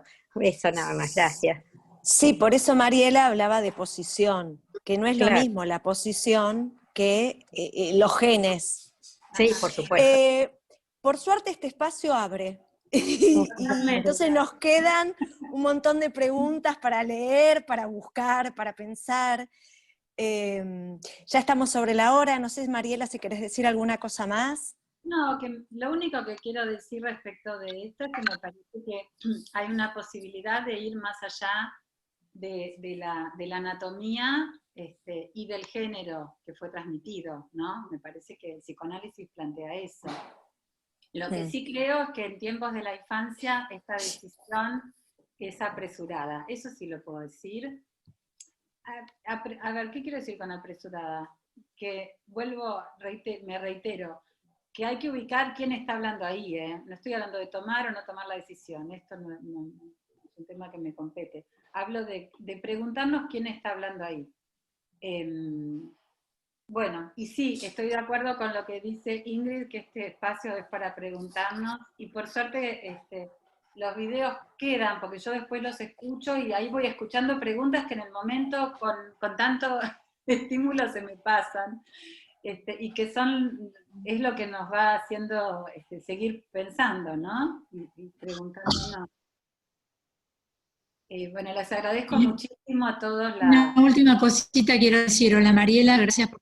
Hola Susana. Estás como Hola, ralentizada. ¿cómo te va Mariela? Muchísimas gracias por la exposición. ¿Se escucha? Sí. Sí.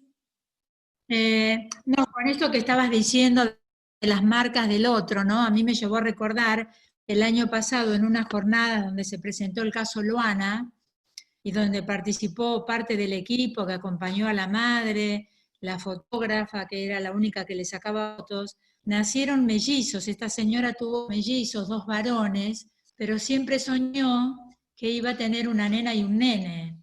Y este nene, ¿no?, que después se forma en nena, la madre decía que fue el que más lloraba, que de bebé lloraba, no quería comer, no quería dormir, y que todo eso era porque quería ser nena, no quería ser varón. Como la marca, ¿no?, en esto que vos decís, ¿quién estaba hablando allí, no? ¿El deseo de la madre?